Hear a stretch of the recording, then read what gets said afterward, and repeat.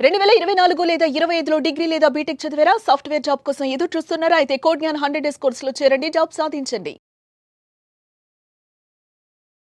నమస్కారం నాగేశ్వర్ గారు. According to legal knowledge చెప్పండి. సో ఒక అడ్వకేట్గా మీ దగ్గర చాలా కేసెస్ వచ్చాయి కాబట్టి అడుగుతున్నాను. ఎందుకంటే ఇవాళ రేపు ప్రస్తుతం ఉండేటువంటి జనరేషన్లో జరుగుతున్నదే 497. సో ఈ సెక్షన్ అసలు ఏం చెప్తోంది? దీనికి సంబంధించినటువంటి విషయాల్లో ఏమన్నా లిమిట్స్ అలాంటివి ఏమైనా ఉన్నాయా? అండ్ ఈ సెక్షన్ పర్టికులర్గా ఏం చెప్తుంది? భార్యాభర్తలకు సంబంధించినవి కానివ్వండి, లేదంటే ఎవరైనా రిలేషన్షిప్లో ఉంటే పర్టికులర్గా ఏం చెప్తుంది అసలు ఈ సెక్షన్? జనరల్గా ఏంటంటే మనకు ఐపీసీలో మనకు 497 అనేది ఏంటంటే ఒక అమ్మాయి ఎవరితోనైనా పెళ్ళైన తర్వాత ఎవరితోనైనా అక్రమ సంబంధం పెట్టుకుంటే ఆ ఆపోజిట్ పార్టీ మీద మనకు చర్య తీసుకునే అవకాశం ఉంటుంది. ఎవరైతే అక్రమ సంబంధం పెట్టుకుందో వాళ్ళ మీద చర్య తీసుకునే అవకాశం ఉంటుంది. 497 మీద మనం క్రిమినల్ కేసు కూడా పెట్టే అవకాశం ఉంటుంది. 497 కింద మనం క్రిమినల్ కేసు పెట్టే అవకాశం కూడా ఉంటుంది. అంటే అటువైపు ఉన్నటువంటి బోత్ పార్టీస్ మీద ఒకేసారి పెట్టచ్చా, లేదంటే ఇద్దరికి ఒకటేసారి పెడతారు, ఇద్దరికి ఒకటేసారి పెట్టచ్చు. సో దానిపైన మనకు సుప్రీంకోర్టులో రీసెంట్ ఒక 3 years క్రితం ఒక జడ్జిమెంట్ ఇచ్చారు. 3 years క్రితం ఒక జడ్జిమెంట్ ఇచ్చారు. ఏమని ఇచ్చారంటే ఏంటంటే ఇప్పుడు అక్రమ సంబంధాన్ని జనరల్గా అది మగవాళ్ళు కానీ ఆడవాళ్ళు కానీ అక్రమ సంబంధాన్ని ఆపడం అనేది చాలా కష్టం. అంటే ఆ జడ్జిమెంట్లో ఉన్న దాని సారాంశం చెప్తున్నా, ఎగ్జాక్ట్లీ జడ్జిమెంట్ కాకుండా సారాంశం ఏం చెప్తున్నా అంటే జనరల్గా అక్రమ సంబంధం అనేది ఇప్పుడు 497 ప్రకారం పెళ్ళైన తర్వాత ఏర్పరచుకునే బంధాన్ని వైఫ్ అండ్ హస్బెండ్ కాకుండా ఇతరులతో ఏర్పరచుకునే బంధాన్ని అక్రమ సంబంధం అంటాం మనం. అవును. సో అక్రమ సంబంధం అనేది 497 చెప్తుంది. దానిపైన మనం పోలీస్ స్టేషన్కి వెళ్ళి కేసు పెట్టే అధికారం ఉంది మనకు. సో సుప్రీంకోర్టు ఏం చేసింది అంటే రీసెంట్ ఉన్న పరిస్థితులను బట్టి ఆ 497 సెక్షన్ని రద్దు చేసేసింది ఇంకా దేశంలో. ఓకే. సో రద్దు చేసేసి ఏం చేసింది అంటే జనరల్గా మనం ఇంకా కొద్దిగా మాట్లాడాలి అంటే ఏంటంటే అక్రమ సంబంధం అనేది పెట్టుకోవచ్చు, లేదు అంటే అక్రమ సంబంధం మీద కేసు పెట్టడానికి లేదు పోలీస్ స్టేషన్లోకి వెళ్ళి. ఓకే. అనేది సుప్రీంకోర్టు చెప్పింది దాంట్లో. ఇంతకుముందు మనం డైరెక్ట్ పోలీస్ స్టేషన్కి వెళ్ళి కంప్లైంట్ ఇచ్చేసి అక్రమ సంబంధం కేసు పెడుతుండే.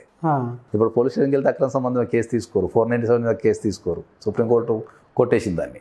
ఒకవేళ మరి దీన్ని లీగల్గా వెళ్ళాలి అనుకున్నట్టు లీగల్గా వెళ్ళాలంటే వాళ్ళకున్న రెమెడీ డైవర్స్ వేసుకోవటమే అంతే. ఇప్పుడు భార్యాభర్తలు ఎవరైనా ఒకరు ఇట్లా ఎవరైనా ఒకరు వేరే వాళ్ళతో అక్రమ సంబంధం పెట్టుకుంటే దాన్ని క్రుయాలిటీ గ్రౌండ్ కింద వెళ్ళి మనం డైవర్స్ వేసుకోవచ్చు దానిపైన. ఎట్లా సార్? అంటే మీ దగ్గర వీటికి సంబంధించినటువంటి కేసెస్ ఏ విధంగా వచ్చాయి? ఇప్పుడు జనరల్గా మనకి ఎక్కడైనా కూడా ఏమవుతుంటుంది అంటే ఇప్పుడున్న టెక్నాలజీలో ఏమవుతుందంటే బిఫోర్ మ్యారేజే చాలా ఎక్కువ మంది అమ్మాయిలు బాయ్ ఫ్రెండ్ మెయింటైన్ చేయడం కానీ అబ్బాయిలు గర్ల్ ఫ్రెండ్ మెయింటైన్ చేయడం కానీ జరుగుతున్నది. అవును. జరిగిన తర్వాత అది పెళ్లి తర్వాత కొంతమంది ఏంటంటే అది పెళ్లి తర్వాత కూడా కొంతమంది కంటిన్యూ చేస్తున్నారు. సో లేకపోతే పెళ్ళైన తర్వాత కూడా భార్య భర్తను పట్టించుకోకుండా భర్త భార్యను పట్టించుకోకుండా కూడా వాళ్ళు పనిచేసే వాతావరణంలో కానీ తెలిసిన వ్యక్తులతో కానీ అక్రమ సంబంధం ఏర్పరచుకునే అవకాశాలు బాగా ఉన్నాయి.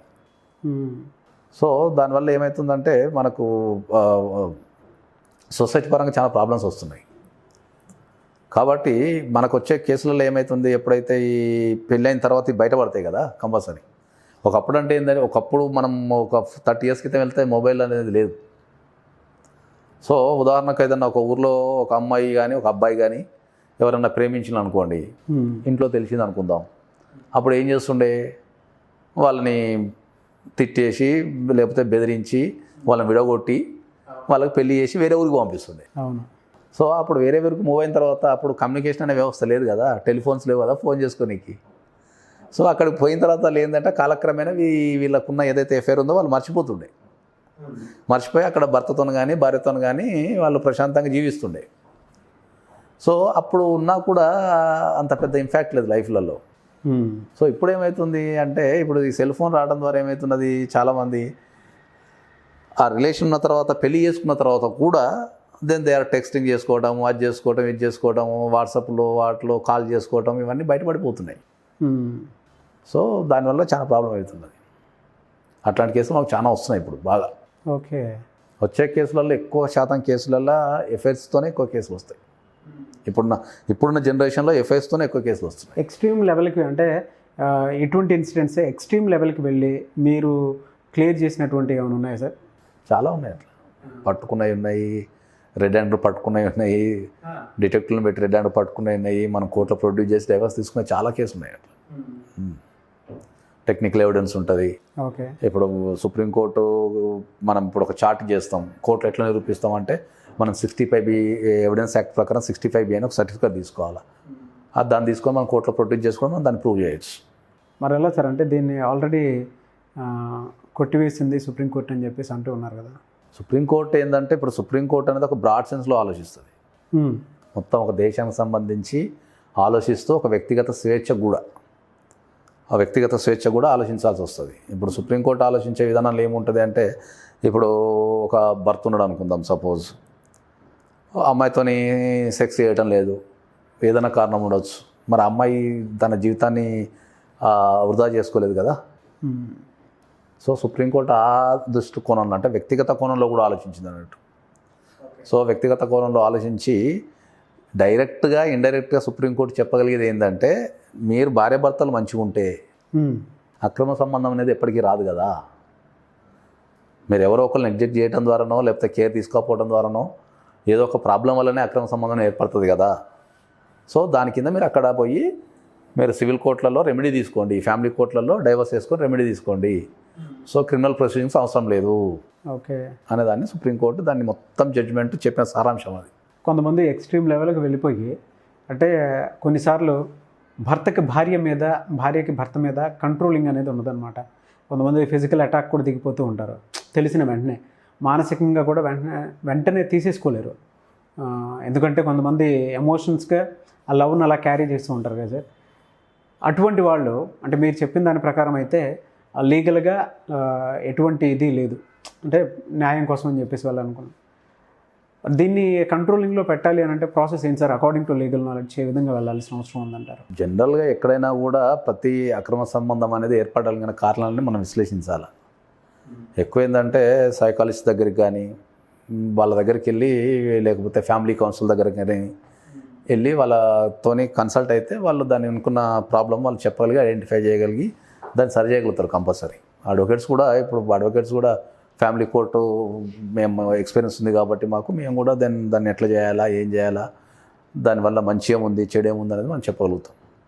ఈ అక్రమ సంబంధాల వల్ల ఆడవాళ్ళు మర్డర్ చేసిన కేసు కూడా మనకు రాష్ట్ర వ్యాప్తంగా ఎప్పుడు చూస్తూనే ఉంటాం. మనం ఆత్మహత్యలు చేసుకోవడం కానీ లేకపోతే మర్డర్లు చేయటం కానీ రకరకాల కేసులు మనం చూస్తూనే ఉంటాం. కాబట్టి ఎప్పుడైనా కూడా మనకేందంటే ఇప్పుడున్న సిచ్యువేషన్లో ఏంటంటే ఇండివిజువాలిటీ ఎక్కువైపోయింది, కంట్రోలింగ్ పవర్ తక్కువైపోయింది. సో ఎక్కడైనా కూడా ఏంటంటే బిఫోర్ మ్యారేజ్ అయినా ఆఫ్టర్ మ్యారేజ్ అయినా ఫ్యామిలీలో పెళ్లి చేసుకునే ముందు కంపల్సరీ 100% ప్రీమ్యాటల్ చేసుకోవాలా, అగ్రిమెంట్ చేసుకోవాలా. ప్రీమ్యాటల్ కౌన్సిలింగ్ అయితే తీసుకోవాలి. అగ్రిమెంట్ చేసుకోరని తర్వాత విషయం. ప్రీమ్యారిటల్ కౌన్సిలింగ్ త్రూ అయితే కంట్రోల్ చేయొచ్చు. ఎందుకంటే అగ్రిమెంట్ అనేది ఇంకా మన దేశంలో అంత పాపులర్ కాలేదు కాబట్టి కంపల్సరీ ప్రీమ్యాటల్ కౌన్సిలింగ్ అనేది పెళ్ళికి ముందు 100% తీసుకోవాలా. పెళ్ళి తర్వాత కూడా మీకే వచ్చితే మనం మ్యారిటల్ కౌన్సిలింగ్ తీసుకోవాలి. మన దగ్గర కౌన్సిలింగ్కి వచ్చేసి ప్రాబ్లం ఏంటంటే కౌన్సిలింగ్కి చాలామంది ప్రిఫర్ చేయరు. ఎందుకంటే ఇంకా సిస్టమ్ మన ఇండియాలో ఇంకా రాలే. అవును. ఇప్పుడు ఫారిన్లో ఏంటంటే ప్రతి దానికి కౌన్సిలింగ్ వెళ్తారు బాగా. ఫస్ట్ బిహేవియర్ కానీ అక్కడ ఫారిన్లో ఎట్లుంటుందంటే పెళ్లి చేసుకో అమ్మాయి కూడా కౌన్సిలింగ్, రకరకాల కౌన్సిలింగ్లు ఇస్తుంటారు. స్కూల్కి వెళ్ళే వాళ్ళకి కౌన్సిలింగ్ ఇస్తుంటారు, కాలేజీకి వెళ్ళే వాళ్ళకి కౌన్సిలింగ్ ఇస్తుంటారు, ఒక కొత్త కెరియర్ స్టార్ట్ చేసే వాళ్ళకి కూడా కౌన్సిలింగ్ ఇస్తుంటారు. అంటే వాళ్ళ ప్రొఫెషన్లో ఎక్స్పర్ట్స్ ఉంటారు కదా, వాళ్ళతో వీళ్ళు కౌన్సిలింగ్ తీసుకోవడం అనేది జరుగుతుంటుంది. సో కౌన్సిలింగ్ తీసుకోవడం వల్ల ఏంటంటే వాళ్ళు రాబోయే ఏదన్నా ప్రమాదాన్ని కానీ లేకపోతే సమస్యను కానీ వాళ్ళు ముందే ఐడెంటిఫై చేసుకోగలిగి దాని సమస్యను సాల్వ్ చేసుకునే అవకాశం ఉంటుంది. ఓకే. సో మన దగ్గర ఇంకా కౌన్సిలింగ్కి వెళ్ళడం అనేది ఇంకా చాలామంది నామోషిగా ఫీల్ అవుతుంటారు. సో ఎవరన్నా వీడియో చూసిన తర్వాత వెంటనే ప్రీ మ్యారిటల్ కౌన్సిలింగ్ కోసం, అగ్రిమెంట్ కోసం మీలాంటి వాళ్ళని అప్రోచ్ అవ్వాలనుకుంటారు సార్, అప్రోచ్ అవ్వచ్చా? ప్రాసెస్ ఏంటి? తప్పకుండా. నేనైతే చాలా స్ట్రాంగ్ అందరికీ చెప్తున్నాను. ఇప్పుడు నేను కొన్ని వేల డైవర్స్ కేసులు చేసినాం కాబట్టి ఈ అన్ని డైవర్స్ కేసెస్ అన్ని చూసిన తర్వాత నేను చాలామందికి స్ట్రాంగ్గా రికమెండ్ చేస్తున్నా. ఎందుకంటే మీకు ఇప్పుడున్న విధానం ఏదైతే పెళ్లి చూపుల విధానం ఉందో అది మారిపోయింది. సో అదంతా ఆన్లైన్ల ద్వారా, ఎక్కువ శాతం ఆన్లైన్ల ద్వారానే జరుగుతున్నది. మొత్తం ఆన్లైన్లో చూసుకోవడం, ఆన్లైన్లో ప్రొఫైల్స్ ఓకే చేసుకోవడం, మామూలుగా కలుసుకోవడం, 1-2 సార్లు కలుసుకోవడం, అన్నీ చూసుకొని బాగున్నాయి అనుకొని వాళ్ళు ఇమ్మీడియట్లీ మ్యారేజ్ చేసుకోవడం జరుగుతున్నది. మ్యారేజ్ అయ్యి ఒక ఇంటి కింద నివసించినప్పుడు ఏంటంటే సమస్యలు ఎక్కువైపోతున్నాయి. పెళ్ళికి ముందు నేను అట్లా అనుకోలే, పెళ్ళికి ముందు ఇట్లా అనుకోలే, ఇది ఎట్లా అది ఎట్లా అని సమస్యలు ఎక్కువైపోతున్నాయి. డైవర్స్ అనేది ర్యాపిడ్లీ ఇంక్రీజ్ అవుతుంది ఇండియాలో. సో ఒకప్పుడు హైదరాబాద్లో 3 ఫ్యామిలీ కోర్టులు ఉంటుండే, ఇవాళ 13-14 ఫ్యామిలీ కోర్టులు అయినాయి హైదరాబాద్ మొత్తం కలిపి. హైదరాబాదు, రంగారెడ్డి, మేడ్చల్ లాంటి చుట్టుపక్కల గ్రేటర్ హైదరాబాద్లో 13 ఫ్యామిలీ కోర్టులు అయినాయి.